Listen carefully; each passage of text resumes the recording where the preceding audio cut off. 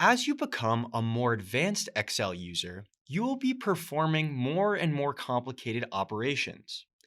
As your calculations become more complex, you need to be familiar with the order of operations, also called the order of precedence in Excel.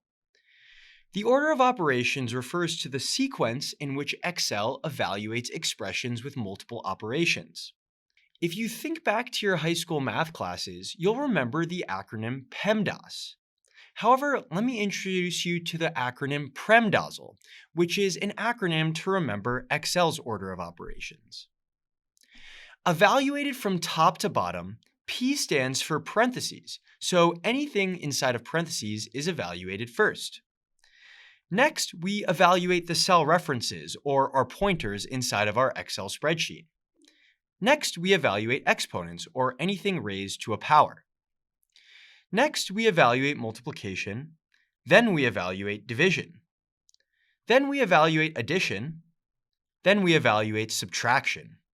And finally, we evaluate our logical operators, which makes sense because you want to calculate everything before comparing it using a logical operator. One last important point to note here is that multiplication and division are evaluated together, and addition and subtraction are evaluated together.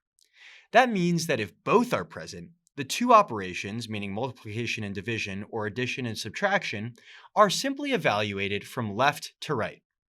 You might not need this in our next few lectures, but just keep in mind the order of operations as we move forward in the course, because it might become important as you do more complex things in Excel.